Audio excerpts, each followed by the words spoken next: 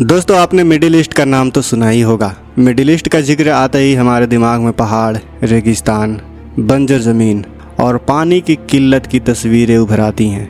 लेकिन क्या आपको पता है कि मिडिल ईस्ट में एक ऐसा देश भी है जिसने पानी की किल्लत का अनोखा हल ढूंढ निकाला है। इस देश ने समंदर के खारे पानी को मीठे पानी में बदलकर अपनी झीलों तक पहुंचाना शुरू कर दिया है। जी हाँ दोस्तों, आपने बिल्कुल सही सुना।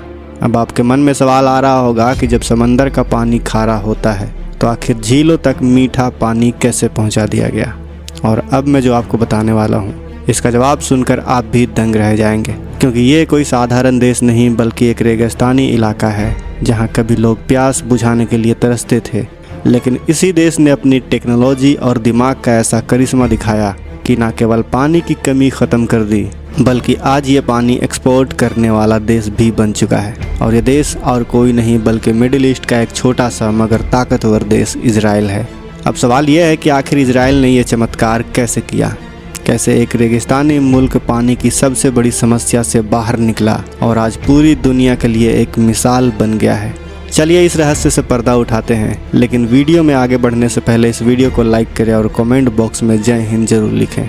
दरअसल दोस्तों, इजराइल का नाम सुनते ही सबसे पहले दिमाग में फिलिस्तीन कॉन्फ्लिक्ट और इसकी ज़बरदस्त डिफेंस ताकत आ जाती है। मगर सच ये है कि इजराइल सिर्फ डिफेंस पावर के लिए नहीं बल्कि पानी के अद्भुत प्रबंधन के लिए भी पूरी दुनिया में मशहूर है।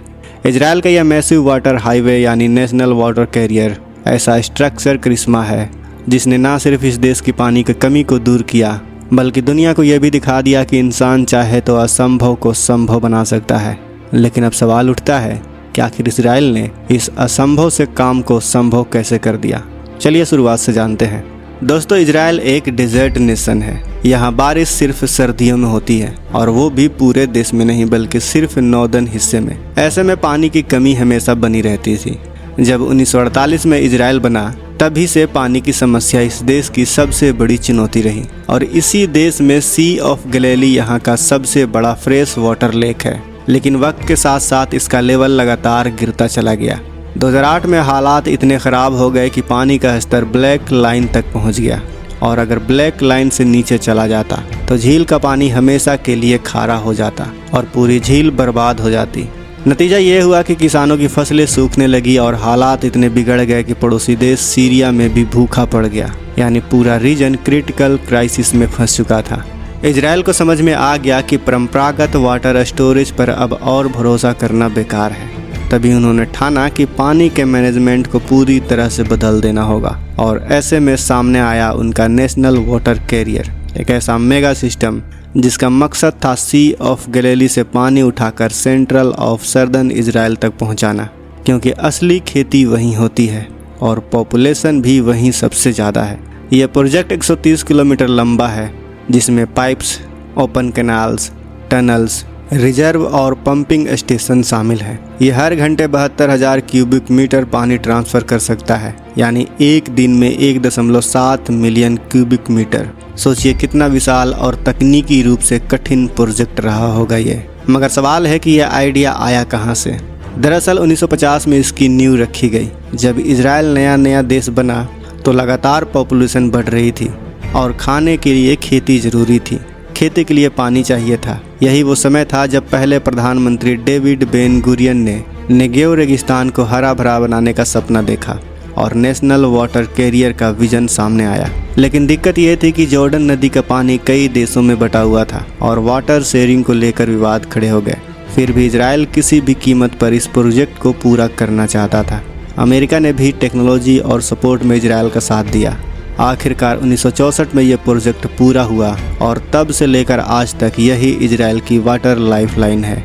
शुरुआत में इसका 80% पानी खेती और फिर 20% पानी पीने के लिए इस्तेमाल होता था। लेकिन पॉपुलेशन बढ़ने के बाद आज ज़्यादातर पानी पीने के काम में इस्तेमाल किया जाता है। अब आप सोच रहे होंगे कि क्या इजराइल सिर्फ इसी पर डिपेंड करता है? तो जवाब है नहीं।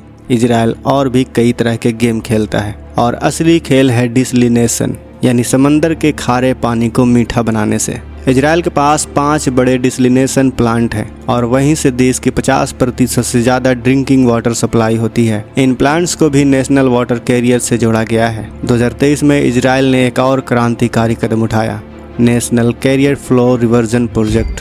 इसके तहत डिसलिनेटेड वाटर को समंदर से सी ऑफ गैलिली तक वापस भेजा जाता है ताकि झील का लेवल बना रहे। यह दुनिया का पहला ऐसा केस है जब कोई देश प्रोसेस्ड पानी को वापस नेचुरल लेक में डाल रहा है। इससे ना सिर्फ इजराइल का जल संकट खत्म हुआ बल्कि पड़ोसी जॉर्डन को भी पानी मिलने लगा और वहां खेती फिर से शुरू हो गई। लेकिन अब तक सब सुनकर आपको लग रहा होगा कि कमाल है, लेकिन सच ये है कि ये सब आसान नहीं था। इसमें टेरेन की दिक्कतें थी, टेक्निकल चैलेंजेस थे, अरब देशों का विरोध, पॉलिटिकल कॉन्फ्लिक्ट और यहाँ तक कि इन्वायरमेंटल कंसर्न से सब कुछ सामने आया। आपको बता दूं कि डिसलिनेशन प्लांट से ग्रीन हाउसेस गैसें निकलती हैं, समंदर की जिंदगियों पर असर पड़ता है और सी ऑफ गैलिली का इकोसिस्टम भी खतरे में आ गया। लेकिन इजराइल ने इन सब चैलेंजेस को टेक्नोलॉजी के दम पर मात दे दी। इजराइल ने केमिकल फ्री फिल्ट्रेशन सिस्टम लाया, ड्रिप इरिगेशन को प्रमोट किया और पानी का इस्तेमाल कम से कम करने की कोशिश की। आज इजराइल दुनिया का वाटर मैनेजमेंट लीडर है। यह अपनी ज़रूरत से 20% ज़्यादा पानी प्रोड्यूस करता है और बाकी पानी और टेक्नोलॉजी एक्सपोर्ट करता है। अमेरिका से लेकर मिडिल ईस्ट और अफ्रीका तक कई देश इसके मॉडल को फॉलो कर रहे हैं। इसने दुनिया को साबित कर दिया है कि बंजर ज़मीन पर भी खेती हो सकती है और रेगिस्तान में भी पानी की नदियाँ बहाई जा सकती है। इजराइल का यह मॉडल हमें एक बड़ी सीख देता है दोस्तों, जब सरकार और जनता मिलकर ठान ले तो कोई भी मुश्किल पार की जा सकती है। यही वजह है कि आज इजराइल का वाटर हाईवे सिर्फ टेक्नोलॉजी का मार्वल नहीं बल्कि इंस्पिरेशन भी है और भारत जैसे देश के लिए भी एक बड़ा सबक है कि ज़रूरत पड़े तो हम भी नामुमकिन को मुमकिन बना सकते हैं। दोस्तों, ये थी इजराइल की वाटर जर्नी। अब सवाल आपसे, क्या भारत को भी इस मॉडल से सीख लेनी चाहिए? क्या भारत को भी अपना जो जल संकट है वो इसी मॉडल से ख़त्म करना चाहिए?